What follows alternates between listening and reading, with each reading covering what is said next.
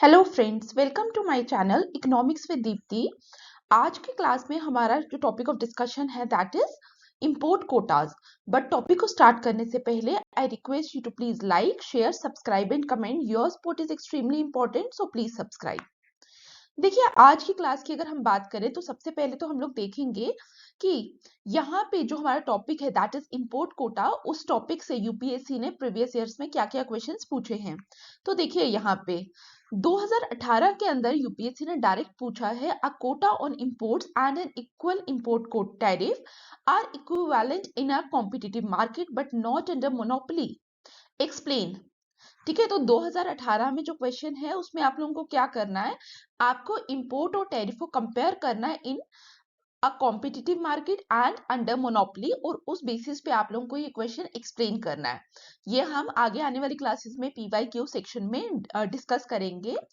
और 2005 में क्वेश्चन क्या पूछा गया है, examine the effect of quota and tariff on terms of trade, discuss the advantages of quota over tariff in the present day context.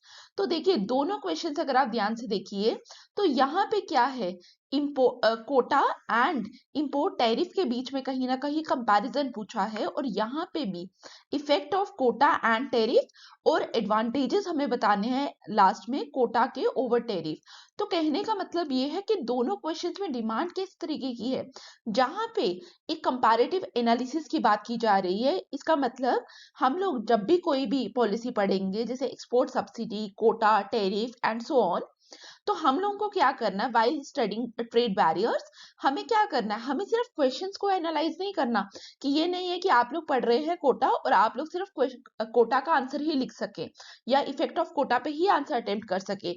आपकी approach क्या होनी चाहिए कि हमें अगर कोटा एंड टैरिफ पढ़ रहे हैं तो कोटा और टैरिफ हमें दोनों के बारे में कंपैरिजन पता होना चाहिए। लाइकवाइज अगर हम सब्सिडी एंड टैरिफ पढ़ रहे हैं तो जब भी आप लोग पढ़ रहे हैं अपने अपने बेसिस पे, तो आप लोगों को क्या करना है, आपको टैरिफ एंड सब्सिडी को भी कंपेयर करना है, आना चाहिए ये चीजें। ठीक है, जैसे अगर मैंने आप लोगों को ने मेरी एक्सपोर्ट सब्सिडी वाली क्लास पढ़ी होगी तो मैंने वहां पे जब आपको पीवाई सेक्शन क्यू बताए थे तो वहां पे भी मैंने आप लोगों को क्या बताया था, एक क्वेश्चन डायरेक्ट था, क्वेश्चन था कि सब्सिडीज जो है that are better than tariff in order to achieve domestic objectives. इस तरीके का एक क्वेश्चन था जो आई थिंक 2005 या कब आया है, मैंने उस क्लास में मेंशन किया है। तो वहां पे भी अगर आप लोगों ने देखा हो तो डिमांड क्या कर रही है यूपीएससी डिमांड कर रही है कि आप कंपेयर करें, किसको कंपेयर करें, टैरिफ एंड सब्सिडीज को। इसका मतलब वहां पे क्या पूछा जा रहा है आपसे कि दो हम लोगों ने दो अलग अलग हमारे पास ट्रेड बैरियर्स है, तो बताइए कौन सा जो है हमारी इकोनॉमी के लिए बेटर है। तो आप लोगों को कंपैरिजन आना चाहिए। क्लियर। तो ये जो हमारे क्वेश्चंस है ये क्वेश्चंस हम आगे आने वाली क्लासेस में डिस्कस करेंगे। और प्लीज आप लोग टेलीग्राम चैनल को भी ज्वाइन करिए ताकि जो भी न्यू वीडियो आए उसका आपको टाइमली अपडेट मिले। अब देखिए हम लोग जो अपने टॉपिक की बात कर रहे हैं दैट इज इंपोर्ट कोटा।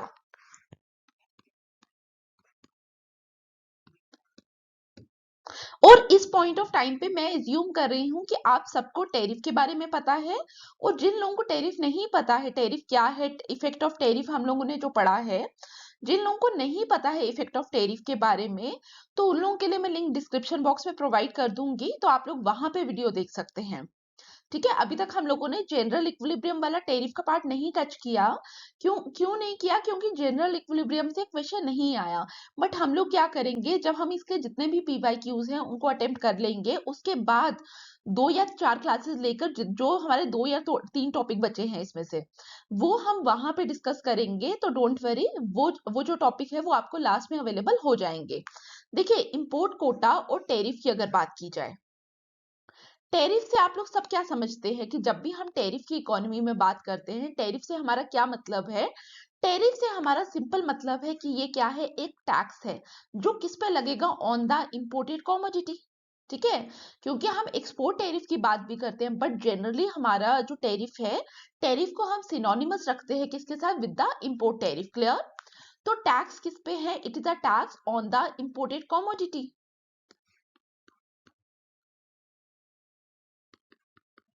यहां तक क्लियर हुआ। ठीक है, लेकिन जब हम कोटा की बात करेंगे, कोटा से आप क्या समझते हैं, कोटा क्या है, it is a quantitative restriction.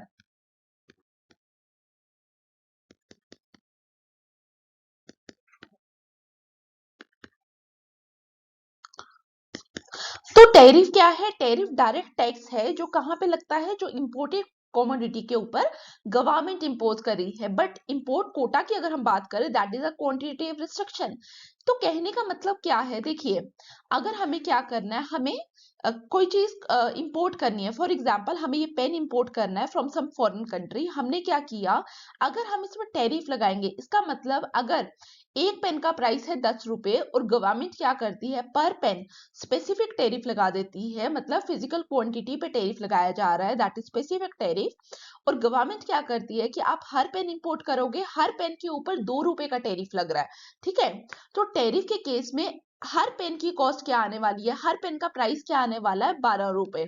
Clear यहां तक? बट कोटा में क्या करेगी गवर्नमेंट? कोटा में आपको डायरेक्ट इंडिकेशन है कि आप क्या कर सकेंगे, आपको 500 यूनिट्स ही आप इंपोर्ट कर सकते हैं इस पेन के।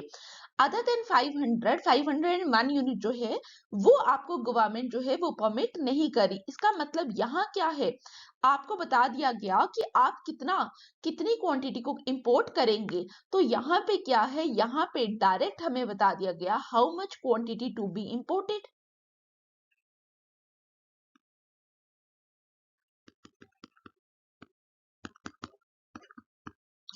और देखिए, जब गवर्नमेंट ने बोला कि आप कोटा के अंदर, मैं आप लोगों को बता रही हूँ कि कितनी क्वांटिटी जो है आप इंपोर्ट कर सकते हैं, बट टैरिफ में अगर आप लोगों ने ध्यान दिया हो, टैरिफ पे it depends upon the demand कि आपकी डोमेस्टिक इकोनॉमी में कितनी डिमांड है। उस डिमांड के बेसिस पे जो आपका एक इंपोर्टर है या जो यहाँ पे जो लोग डील कर रहे हैं उससे, वो क्या करेगा, इंपोर्टर क्या करने वाला है, इंपोर्टर उसके बेसिस पे कि एक्चुअल में डोमेस्टिक इकोनॉमी में कितनी डिमांड है फॉर दैट पर्टिकुलर पेन।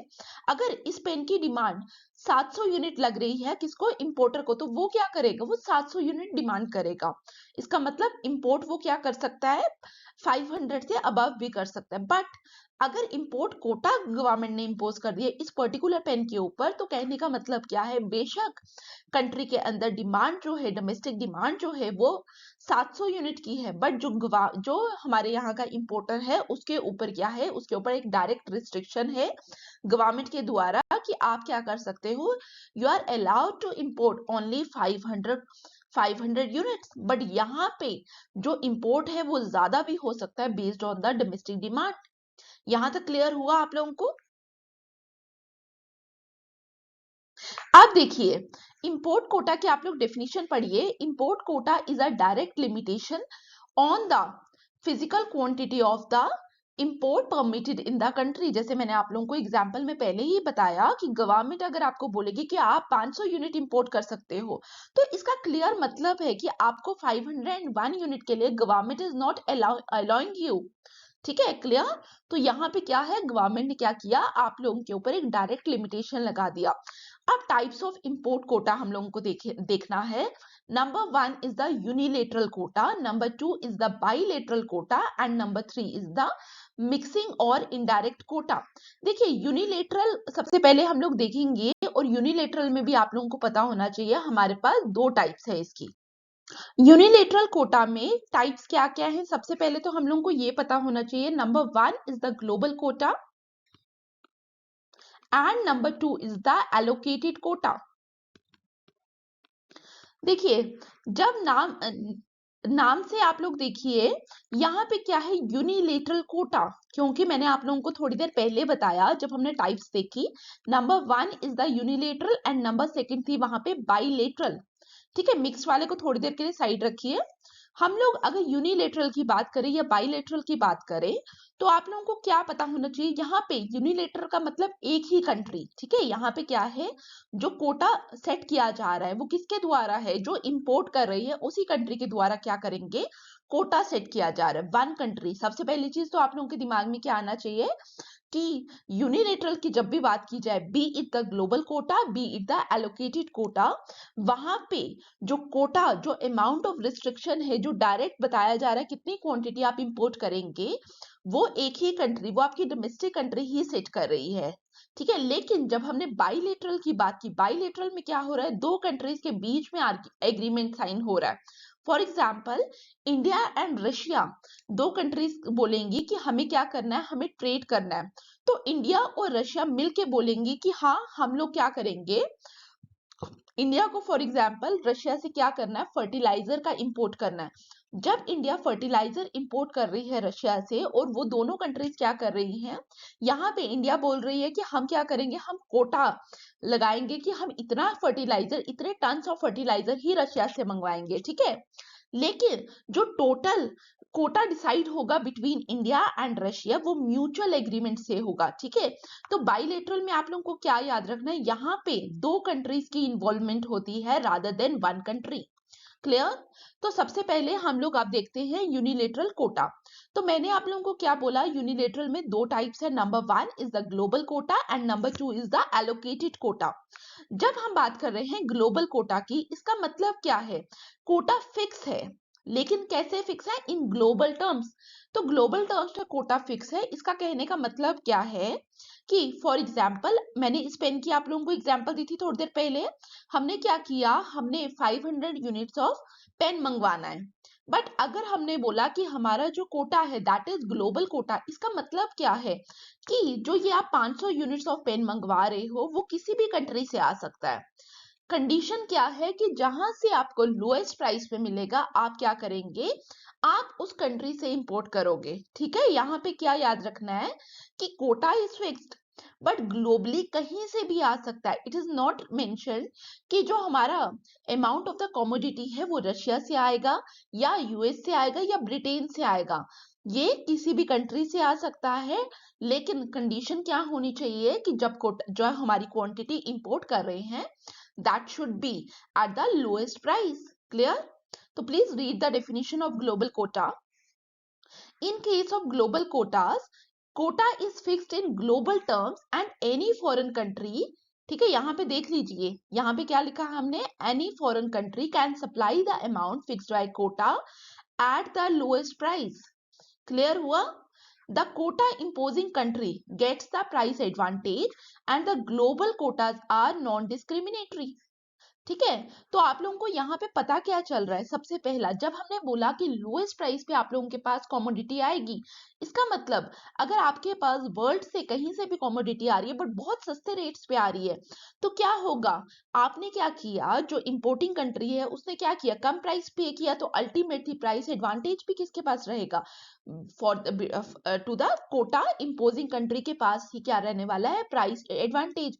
और नॉन डिस्क्रिमिनेटरी क्यों है, क्योंकि हम लोगों ने क्या किया, जो कोटा इंपोजिंग कंट्री है उसने क्या किया, उसने एक ऑप्शन अवेलेबल कर दिया सारी कंट्रीज को कि आप क्या कर सकते हैं, आप हमें एक्सपोर्ट कर सकते हैं। तो सो दैट्स व्हाई यहाँ पे हमने क्या लिखा, it is non discriminatory. Clear? अब देखिए दूसरा हमारे पास क्या है, number second is the allocated quota. यहाँ पे क्या है, हमने क्या किया, ठीक है, फॉर एग्जाम्पल अगर इंडिया की बात की जाए, इंडिया क्या करेगा, इंडिया को करने हैं 500 units of this pen import करना है। तो इंडिया क्या करेगा, इंडिया 500 में से देखेगा कि मैं कितना परसेंट किस कंट्री से इंपोर्ट करूं, क्योंकि काफी टाइम क्या होता है, कुछ कंट्रीज हमारे लिए स्ट्रैटेजिकली इंपॉर्टेंट है, कुछ कंट्री से हमारे यहाँ पे एफडीआई बहुत आती है, इकोनॉमिकली इंपॉर्टेंट है, तो अलग अलग तरीके से काफी कंट्रीज हमारे लिए क्या है, इंपॉर्टेंट है। तो जो कंट्रीज हमारे लिए ज्यादा इंपॉर्टेंट है, तो हम लोगों का प्रेफरेंस क्या रहता है कि हम उन स्पेसिफिक कंट्री से क्या करें, इंपोर्ट ज्यादा से ज्यादा करें, ताकि हमारे बीच में जो ट्रेड रिलेशंस है वो बेटर रहे, क्योंकि बेटर ट्रेड रिलेशंस क्या होंगे, हमारी इकोनॉमी के लिए बेटर होंगे, हमारे पॉलिटिकल रिलेशंस के लिए इंपॉर्टेंट होंगे। तो अगर हम अपनी कंट्री की बात करें दैट इज इंडिया, तो इंडिया क्या करेगा, इंडिया हमारे जितने भी इंपॉर्टेंट पार्टनर्स हैं उनको क्या करेगा, उनको कुछ कोटा असाइन करेगा। फॉर एग्जाम्पल इंडिया बोलेगा मैं 20% जो हमारा इंपोर्ट कोटा का से है वो मैं कर रहा हूँ रशिया से इंपोर्ट, ठीक है। तो इसी तरीके से 15% उन्होंने बोला हम कहाँ से कर रहे हैं, यूएस से इंपोर्ट कर रहे हैं, एंड सो ऑन। तो कहने का मतलब क्या है, यहाँ पे जब हम एलोकेटेड कोटा की बात करेंगे, यहाँ पे क्या है, डिफरेंट कंट्रीज को कोटा असाइन कर दिया कि हम इतना परसेंट क्या करेंगे, आप लोगों से इंपोर्ट करेंगे, ठीक है। तो अब देखिए, जब हमने ग्लोबल कोटा की बात की थी तो वहां पे एक चीज हमने लिखी थी, दैट इज नॉन डिस्क्रिमिनेटरी, क्योंकि हमने बोला जहां से हमें लोएस्ट प्राइस में मिलेगा हम क्या करेंगे, हम वहां से इंपोर्ट कर लेंगे।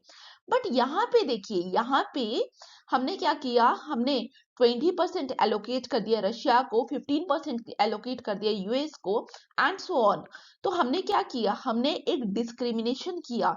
तो एलोकेटेड कोटा आप लोगों ने याद रखना है, एलोकेटेड कोटा क्या है, these are discriminatory in nature. ठीक है। और आप लोगों को हमेशा ध्यान रखना है, जैसे वहां पे क्या था, वहां पे ग्लोबल कोटा में क्या था, हमें लोएस्ट प्राइस पे ही मिल रहा था कमोडिटी, लोएस्ट प्राइस पे मिल रहा था। इसका मतलब हम लोग जो इंपोर्टिंग कंट्री है उसी के पास प्राइस एडवांटेज आ रहा था, यही मतलब था। लेकिन जब हम बात करेंगे एलोकेटेड कोटा की, तो उस समय आप लोगों के दिमाग में क्या आना चाहिए, चाहे हमें रशिया से थोड़ा सा महंगा मिल जाए, बट हम लोगों ने क्या करना है, हम लोग यहाँ पे क्या कर रहे हैं, अपने ट्रेड रिलेशंस को भी बचाने की कोशिश कर रहे हैं। तो इसका मतलब क्या है, जब हम एलोकेटेड कोटा की बात करें, इट इज नॉट नेसेसरी कि हमें वहां से प्रोडक्ट जो है वो सस्ते में मिलेगा। ये जरूरी नहीं है कि हमें सस्ते में ही प्रोडक्ट मिलेगा। अगर हमें सस्ते में प्रोडक्ट नहीं मिल रहा तो आप लोग मुझे बताइए, क्या इंपोर्टिंग कंट्री इस केस में प्राइस एडवांटेज एंजॉय करेगी? तो आंसर इज कि जरूरी नहीं है कि इंपोर्टिंग कंट्री इस केस में क्या करे, प्राइस एडवांटेज को एंजॉय करे। तो please read the definition. Allocated quota involves allocating and distributing the quota among different foreign countries on the basis of a predetermined criteria, जैसे मैंने आप लोगों को पहले ही बताया, 20%, 15% and so on. The allocated quotas are discriminatory, discriminatory है ये भी हम लोगों ने देखा, ठीक है। And the quota imposing country does not necessarily gets the price advantage of the global quota system. Clear हुआ यहाँ तक? अब हम देखेंगे बाइलेटरल कोटा। मैंने आप लोगों को क्या बताया, थोड़ी देर पहले ही हम लोगों ने ये देखा कि बाइलेटरल कोटा अगर हम बात करेंगे, इसका मतलब यहाँ पे क्या है, यहाँ पे two countries are involved. For example, थोड़ी देर पहले हम लोगों ने क्या कहा, इंडिया एंड रशिया ने बोला म्यूचुअल एग्रीमेंट के तहत कि हम क्या करेंगे, हम इतना कमोडिटी, इंडिया के और रशिया के बीच में एक एग्रीमेंट हुआ जहां पे ये डिसाइड हुआ कि इंडिया इतना इंपोर्ट करेगा, कहां से, रशिया से। ठीक है। तो यहाँ पे क्या है, आप लोगों को याद रखना कि एक म्यूचुअल एग्रीमेंट की बात की जा रही है through negotiation. The advantage of these quota is that they do not provoke retaliation, क्योंकि अगर हम लोगों ने बोला म्यूचुअल एग्रीमेंट से कि हम रशिया से इतना इंपोर्ट करेंगे, इसका मतलब क्या है, दोनों की सहमति है, और दोनों की सहमति है तो दूसरी कंट्री क्या करेगी, रिटेलिएट नहीं करेगी। Clear? Now the last one, that is the mixing और इनडायरेक्ट कोटा। तो हमें यहाँ पे क्या याद रखना है जब भी हम मिक्सिंग या इनडायरेक्ट कोटा की बात करेंगे, देखिए हमारे यहाँ पे डोमेस्टिक प्रोडक्शन होती है। फॉर एग्जाम्पल, हमने बोला कि इंडिया के अंदर हमारे पास क्या है, हमारे पास कोई वुलन इंडस्ट्री है, तो यहाँ पे हम लोग स्वेटर्स बना रहे हैं, बट स्वेटर्स बनाने के लिए आपको क्या चाहिए, यू नीड रॉ मटेरियल। ठीक है। और रॉ मटेरियल में भी हम स्पेसिफिक कर लेते हैं, हमें क्या चाहिए, हमें वूल चाहिए, और कुछ वूल का जो परसेंट है वो कहाँ से आ रहा है, वो ऑस्ट्रेलिया से आ रहा है। फॉर इंस्टांस, जब हमने बोला कि कुछ हमारा रॉ मटेरियल कहाँ से आ रहा है, ऑस्ट्रेलिया से आ रहा है, तो गवर्नमेंट क्या बोलेगी, गवर्नमेंट बोलेगी कि आप जो हमारे यहाँ की डोमेस्टिक वुलन इंडस्ट्री है, गवर्नमेंट उनको क्या बोल रही है कि आप यहाँ पे स्वेटर बनाइए, but out for sweater making जितनी भी आपको वूल चाहिए उसमें से 70% क्या होना चाहिए, हमारे यहाँ से जो डोमेस्टिक प्रोक्योर होना चाहिए, जो हमारे यहाँ का रॉ मटेरियल है, जो यहाँ पे ही इंडिया में ही बन रहा है, हमें क्या करना है, हमें वो 70% यूज करना है, और 30% जो है वो हम कहाँ से, कौन सा कर रहे हैं, जो कहाँ से आ रहा है, ऑस्ट्रेलिया से, that is the imported one. तो यहाँ पे क्या किया, गवर्नमेंट ने आपको बोल दिया कि आप सिर्फ 30% ही यूज कर सकते हैं, इंपोर्टेड रॉ मटेरियल। तो यहाँ पे भी गवर्नमेंट ने क्या किया, एक रिस्ट्रिक्शन लगा दिया। डोमेस्टिक प्रोड्यूसर्स को बोला कि अगर आपको प्रोड्यूस करना है प्रोडक्ट तो दिस मच अमाउंट ही आप इंपोर्टेड रॉ मटेरियल यूज कर सकते हो। अदर देन दिस आपको क्या करना पड़ेगा, आपको हमारे यहाँ से डोमेस्टिक जो हमारा रॉ मटेरियल है वो ही यूज करना पड़ेगा। ठीक है, बी इट 70-30 60-40 कुछ भी हो सकता है। क्लियर? तो ये आप लोगों को क्या पता चल गया, टाइप्स। तो अब आप लोगों से कोई पूछे टाइप्स ऑफ कोटा, तो टाइप्स ऑफ कोटा में आप लोगों को क्या पता होना चाहिए। Number 1 is the unilateral quota, जिसमें हम लोगों ने दो पढ़ी। कौन कौन सी? Number 1 global and number 2 is the allocated quota. फिर हम लोगों ने बाइलेटरल कोटा को देखा। बाइलेटरल कोटा के बाद हमने क्या देखा, हमने मिक्सिंग और इनडायरेक्ट कोटा देखा। ठीक है, तो अब हम देखेंगे इफेक्ट ऑफ कोटा।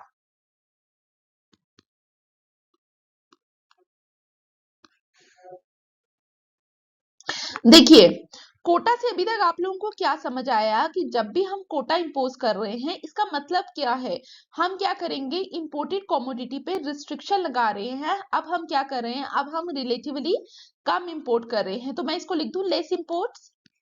जब मैंने बोला कि हम क्या कर रहे हैं, कोटा के बाद इंपोर्ट कम कर रहे हैं, इसका मतलब एक्चुअल जो क्वांटिटी सप्लाई हो रही थी वो क्या होगी, वो फॉल होगी। इसका यही मतलब है।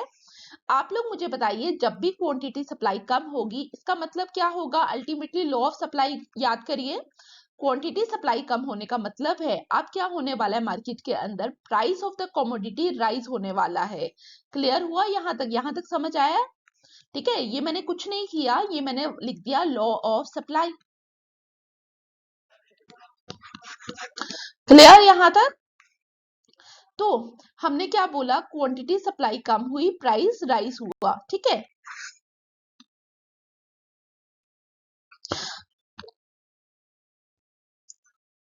Quantity this is the price. यहां पे हमने बोला this is the demand curve, domestic demand curve for commodity X, and this is the supply curve, किसकी? Supply curve of commodity X. Clear? और आप लोगों को मैं एक और चीज बता दूं यहाँ पे, जैसे मैंने आप लोगों को एक्सपोर्ट सब्सिडी वाली क्लास में भी बताया था कि जब हमारे पास क्या होगा, वर्ल्ड प्राइस ग्रेटर देन होगा किसके, डोमेस्टिक प्राइस के। इसका मतलब क्या है, इसका मतलब है हम लोग क्या करेंगे, we are willing to export. ठीक है, क्योंकि बाहर हमें क्या मिल रहा है, बाहर हमें ज्यादा अच्छे प्राइसेस मिल रहे हैं, तो हमें लग रहा है कि हमें क्या करना चाहिए, हमें एक्सपोर्ट की तरफ जाना चाहिए। बट जब हम लोगों को दिखेगा कि वर्ल्ड प्राइस क्या है, world prices are lesser than what, domestic prices, इसका मतलब हमारे बाहर हमें क्या मिल रहा है, बाहर हमें कंपैरेटिवली सस्ती चीजें मिल रही है, तो हम क्या करेंगे, हम इंपोर्ट करेंगे। क्लियर हुआ यहां तक? तो हमने क्या बोला, हमने बोला कि हमारी जो domestic demand and domestic supply curve है वो इंटरसेक्ट कर रही है इस पॉइंट पे, let's say this is E point. इसका मतलब हमारी कंट्री के अंदर जो डोमेस्टिक प्राइस है वो क्या होगा, दैट इज समवेयर हियर। ठीक है, लेकिन जब मैंने बोला आपको कि हमें क्या करना है, हम इंपोर्ट की बात कर रहे हैं, because we are talking about import quota, तो हमारे पास क्या याद रखना है हमें कि world price should be lesser than domestic price. तो आप लोगों को क्या पता होना चाहिए कि जो हमारा वर्ल्ड प्राइस है वो कहाँ आएगा, इस लाइन से, इस प्राइस से, पीडी से नीचे आएगा कहीं। तो हम बोल रहे हैं कि जो हमारा लेट्स से फ्री ट्रेड, अभी हमने कोई भी कोटा इम्पोज नहीं किया, कोटा इम्पोज करने से पहले हम लोग क्या कह रहे हैं कि हम लोग का जो फ्री ट्रेड प्राइस है that is somewhere here. $1 price है जहां पे हम क्या कर रहे हैं, per unit of good x को इंपोर्ट कर रहे हैं। ठीक है, आपको क्या याद रखना है, world price is less than domestic price. तभी मैंने ई जो हमारा इक्विलिब्रियम पॉइंट था इससे हम लोगों ने फिगर नीचे ड्रॉ की, क्योंकि अगर आपको एक्सपोर्ट सब्सिडी वाली क्लास याद होगी तो हम लोग क्या कर रहे थे, हम बोल रहे थे दिस इज द इक्विलिब्रियम, और फॉरेन जो हमारा वर्ल्ड प्राइस था वो कहीं यहाँ पे है। अगर वर्ल्ड प्राइस ऊपर होगा तो हम एक्सपोर्ट की बात करते हैं, और वर्ल्ड प्राइस कम होगा तो हम किसकी बात करेंगे, इंपोर्ट की। ठीक है, यहाँ पे प्लीज फिगर को बनाते समय ये छोटी छोटी चीजों को ध्यान में रखना। तो अब हमने क्या बोला, this $1 is the free trade price. Clear? और $1 इस समय जो हमारी टोटल डिमांड है that is somewhere 70 units of x commodity, और हमारे डोमेस्टिक प्रोडक्शन कितनी हो रही है, 10 यूनिट्स हमारे डोमेस्टिक इंडस्ट्रीज प्रोड्यूस कर रही है। इसका मतलब अगर आप 70 माइनस 10 दैट इज 60 की बात करोगे तो 60 क्या है, 60 वो कमोडिटी है जो हम क्या करेंगे, इंपोर्ट करेंगे at free trade price. Free trade price पे हम कितना इंपोर्ट कर रहे हैं, फ्री ट्रेड प्राइस पे हम 70 माइनस 10 दैट इज 60 यूनिट क्या कर रहे हैं, इंपोर्ट कर रहे हैं। क्लियर? ठीक है, अब हमने क्या बात करनी है, अब हमें बात करनी है अपने actual topic that is the import Kota. For example हमने बोला कि हम लोग क्या कर रहे हैं, गवर्नमेंट कह रही है कि आप लोग क्या करेंगे, आप लोग 30 यूनिट्स ही इंपोर्ट कर सकते हैं। ठीक है, इसका मतलब गवर्नमेंट क्या बोल रही है, गवर्नमेंट इज सेइंग कि इंपोर्ट कोटा क्या है, फिक्स हो गया 30 पे। ठीक है, तो मैंने आप लोगों को थोड़ी देर पहले क्या बताया था, कोटा के बाद क्या होता है, इंपोर्ट कोटा जब भी इंपोज होगा, इंपोर्ट कोटा के बाद एक्चुअल में क्या हो रहा है, इंपोर्ट कोटा के बाद क्वांटिटी सप्लाई कम हो रही है, क्वांटिटी सप्लाई कम हो रही है, इसका मतलब प्राइस इज राइजिंग, यही चीज हो रही है। तो हमने यहाँ पे क्या बोला, quantity supply is falling but price is rising in the economy. Clear यहाँ तक? तो देखिए हमने बोला कि कोटा जब 30 सेट हुआ तो एट दैट टाइम जो भी मार्केट कंडीशंस है उस हिसाब से लेट अस से कि जो आपका प्राइस है वो कितना हो गया, वो $2 हो गया। देखिए मैं आपको थोड़ी देर मैं आपको अभी वापस बता दूं, प्राइस कुछ भी हो सकता था, बट ये हमारी इकोनॉमी में जो भी हमारी डिमांड एंड सप्लाई कंडीशंस है उस बेसिस पे हमने ये ज्यूम किया कि जब कोटा 30 सेट हुआ एट दैट टाइम जो प्राइस है वो कितना हो गया, वो $2 हो गया। क्योंकि हम लोग को एक और चीज याद रखनी है यहाँ पे, जब इंपोर्ट कोटा से क्या हुआ, क्वांटिटी सप्लाई कम हुई, प्राइस बढ़ा, और जब भी प्राइस बढ़ेगा, प्राइस बढ़ने से आप लोगों को क्या ध्यान आएगा, जो हमारा डोमेस्टिक प्रोड्यूसर है उसको पता चला कि प्राइस डोमेस्टिक मार्केट के अंदर बढ़ गया, तो वो क्या करेगा, ही स्टार्ट्स प्रोड्यूसिंग मोर। ठीक है, तो डोमेस्टिक प्रोडक्शन भी बढ़ेगी। ठीक है, यहाँ पे आप देखिए कोटा इंपोज किया, कोटा इंपोज करने से हमारी इकोनॉमी में क्या क्या चीजें हुई, नंबर 1 क्वांटिटी सप्लाई कम होगी, नंबर 2 प्राइस इंक्रीज हुआ, प्राइस इंक्रीज करते हुए हुआ क्या, डोमेस्टिक प्रोडक्शन में हमें क्या दिखा, इंक्रीमेंट दिखा, क्योंकि लॉ ऑफ सप्लाई ने फिर से आया। ठीक है, तो देखिए लॉ ऑफ डिमांड और लॉ ऑफ सप्लाई हम कितनी बार यूज कर रहे हैं, कितना फ्रिक्वेंटली यूज कर रहे हैं।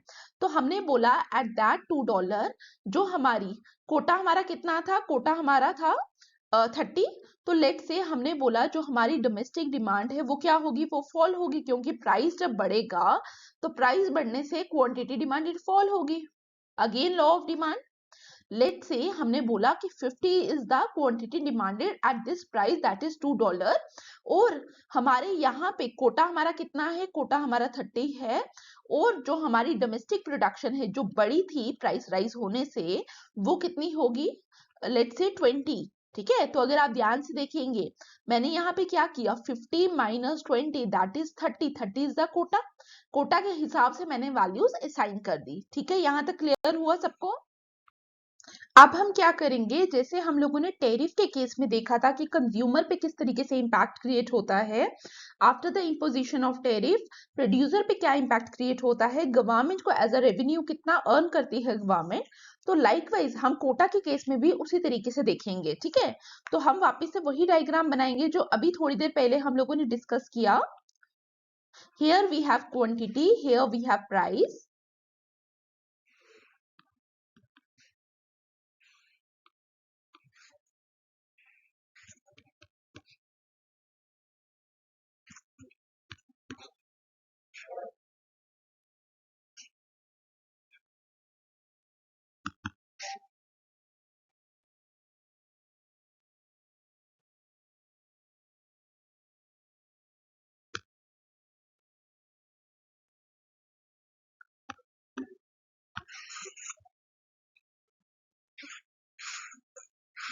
तो यहाँ पे हम लोग क्या करेंगे, अब हम इनको मार्क कर देते हैं। ठीक है, कुछ भी आप रैंडम मार्किंग कर दीजिए।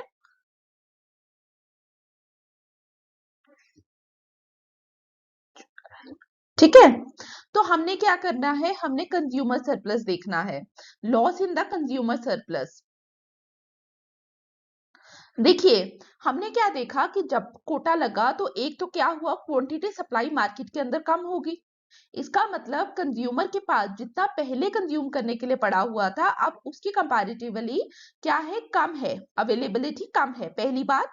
दूसरी बात, अगर हम कंज्यूमर के पर्सपेक्टिव से देखें, अब उसको क्या करना पड़ रहा है, उसको हाई प्राइस देना पड़ रहा है।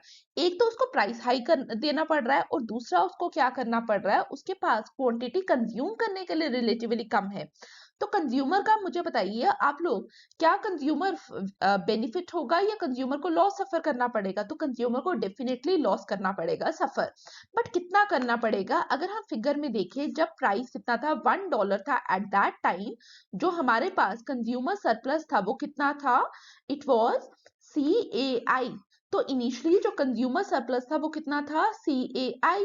बट जैसे ही इंपोर्ट कोटा लगा, उसके बाद जब प्राइस बढ़ा, तो उस समय क्या हुआ, जो हमारे पास जो कंज्यूमर सरप्लस था वो कितना हो गया, now it comes to be BAH। ठीक है, इतना हुआ। इसका मतलब अगर हम लॉस देखें, तो लॉस हमारे पास कितना है कंज्यूमर सरप्लस में, ये जो हमारे पास ग्रीन एरिया है, ये क्या बता रहा है, दिस इज द लॉस। इसका मतलब अगर आप लोगों को पता करना हो कंज्यूमर को कितना लॉस हुआ, तो कितना है, इट कम्स टू बी 1 2 3 4। अगर मैं इन एरियाज को एड अप करूं, तो मेरे पास क्या आएगा, मेरे पास लॉस आएगा टू द कंज्यूमर। पहली बात क्लियर। अब प्रोड्यूसर के केस में अगर हम बात करें, तो प्रोड्यूसर को क्या हुआ, प्रोड्यूसर को कहीं ना कहीं क्या मिला, प्रोटेक्शन मिला। जो हमारा इंपोर्टेड गुड था उससे क्या मिला, प्रोड्यूसर को प्रोटेक्शन मिला, नंबर वन प्रोटेक्शन। दूसरा, जब प्राइसेस राइज हुए डोमेस्टिक मार्केट के अंदर, तो उसकी वजह से क्या हुआ, प्रोड्यूसर को क्या हुआ, प्रॉफिट जनरेट करने की अपॉर्चुनिटी मिली। तो प्रोड्यूसर के लिए क्या हुआ, मोर प्रोडक्शन हुआ। तो प्रोड्यूसर क्या करेगा, प्रोड्यूसर विल गेन। अब कितना गेन करेगा, देखिए,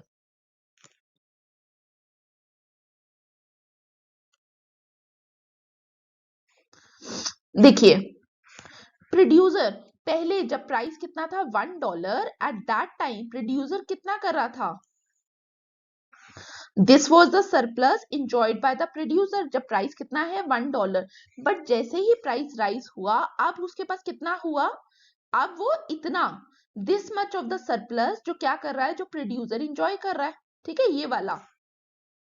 तो इसका मतलब प्रोड्यूसर को कितना गेन हुआ, area 1 was the producer gain. Clear हुआ यहां तक? तो हमने देखा कंज्यूमर को कितना ज्यादा लॉस हुआ। आउट ऑफ दिस लॉस जो ये 1 है, ये किसको मिला, ये मिला प्रोड्यूसर को। क्लियर यहां तक? अब क्वेश्चन आता है गवर्नमेंट का। ठीक है, कि गवर्नमेंट को जैसे टैरिफ के केस में क्या होता था, हम देखते थे कि कितना टैरिफ इंपोज किया जा रहा है, multiply by amount of quantity imported.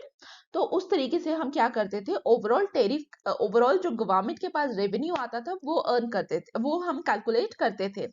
But import Kota में इस तरीके से नहीं होता। इंपोर्ट कोटा में हम कब उस तरीके से टैरिफ की तरह कैलकुलेट करेंगे, जब हम ये ज्यूम कर रहे हैं कि जितना एक्स्ट्रा प्राइस राइज हुआ, जैसे यहाँ पे कितना प्राइस राइज हुआ, $1। हमने क्या किया, गवर्नमेंट ने क्या किया, $1 पर यूनिट। अगर आपको पर यूनिट इंपोर्ट करना है कोटा के अंदर, और गवर्नमेंट कह रही है कि 30 यूनिट्स आपको इंपोर्ट करना है यहाँ पे इस केस में, तो गवर्नमेंट अगर बोलती है कि हर यूनिट के लिए मैं कितना कितना लाइसेंस डिस्ट्रीब्यूशन के लिए कितना चार्ज करूंगी, $1 करूंगी पर यूनिट। ठीक है, लाइसेंस फी अगर गवर्नमेंट चार्ज करती है, at that time government is earning. But अगर समहाउ गवर्नमेंट कहती है कि नहीं, मेरे को क्या करना है, मेरे को जो लाइसेंस है वो फ्री ऑफ कॉस्ट डिस्ट्रीब्यूट करने हैं, ठीक है, तो एट दैट टाइम गवर्नमेंट जो है वो रेवेन्यू अर्न नहीं करती। तो इंपोर्ट कोटा में गवर्नमेंट जो है वो रेवेन्यू अर्न कर भी सकती है, और गवर्नमेंट रेवेन्यू अर्न नहीं भी करेगी। अगर हम यहाँ पे बोले $1 के हिसाब से गवर्नमेंट ने क्या किया, गवर्नमेंट ने सेल कर दिए इंपोर्ट लाइसेंस। तो यहाँ पे आप लोग मुझे बताइए कि हमारे पास गवर्नमेंट कितना रेवेन्यू अर्न करेगी, इट इज $1 मल्टीप्लाई बाय 30। ठीक है, तो यहाँ पे जो आपके पास 3 वाला पार्ट आ गया, ये हमारे पास क्या आ गया, ये हमारे पास आ गया क्या, गवर्नमेंट रेवेन्यू। तो अल्टीमेटली कंज्यूमर को कितना लॉस हुआ, लॉस को मैं माइनस से इंडिकेट कर रही हूँ, -1, -2, -3, -4। प्रोड्यूसर को कितना गेन हुआ, +1। गवर्नमेंट को कितना गेन हुआ, अगर वो लाइसेंस चार्ज करेगी लाइसेंस फी तो +3। तो कहने का मतलब है यहाँ पे हमारे पास क्या बचा, -2 + 4। इसका मतलब दिस वॉज द लॉस, जो कब होता है, जब इंपोर्ट कोटा इंपोज किया जा रहा है इक्वल टू $1। इस तरीके से इंपोर्ट कोटा चार्ज किया जा रहा है, तो उस समय जो ओवरऑल इकोनॉमी में लॉस हो रहा है वो क्या हो रहा है, 2 + 4। जैसे मैंने आपको टैरिफ के केस में बताया था, this is the dead weight loss. तो यहाँ पे भी हम इसको क्या कहते हैं, this is the dead weight loss. Dead weight loss क्यों क्रिएट हो रहा है, क्योंकि इकोनॉमी में क्या हो रहा है, डिस्टॉर्शंस क्रिएट हो रही हैं।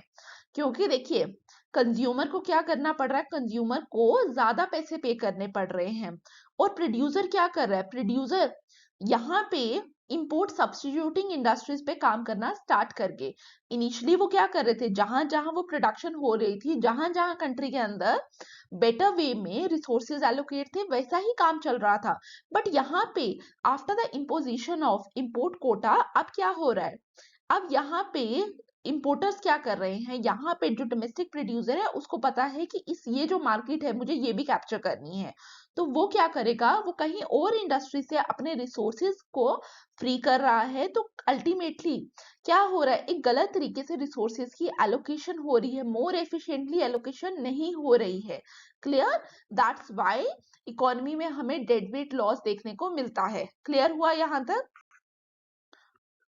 तो अभी तक हम लोगों ने इफेक्ट ऑफ कोटा देख लिया। आई होप यहाँ तक आपको कोई भी प्रॉब्लम नहीं है। अगर फिर भी आप लोगों को प्रॉब्लम है तो आप कमेंट बॉक्स में मेंशन कर सकते हैं। और इसके लिए जो मैंने बुक रेफर की है दैट इज सेल्वेटोर। ठीक है, सेल्वेटोर से मैंने ये चीज आप लोगों को पढ़ाई है, आप लोग सेल्वेटोर रेफर कर सकते हैं, वहां पे ये टॉपिक बहुत अच्छे से दिया हुआ है। ठीक है, अब देखिए एक और चीज जो हम यहाँ पे डिस्कस करेंगे दैट इज टैरिफ और कोटा का कंपैरिजन। वापस से फिगर में आइए।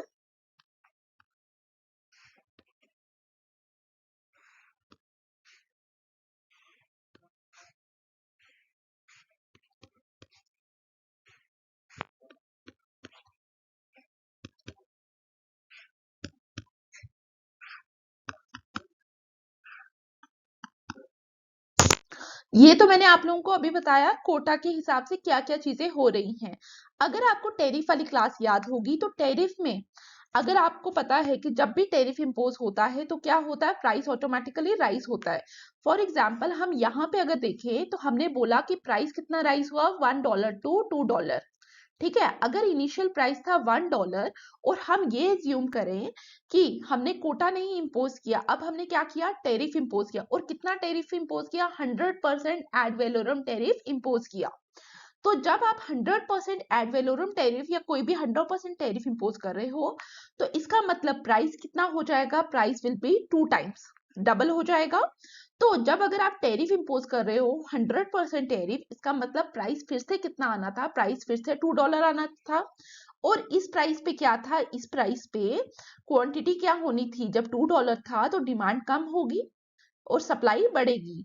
सप्लाई कितनी होगी, 10 to 20, और जो डिमांड है वो कितनी हो रही है, 70 to 50।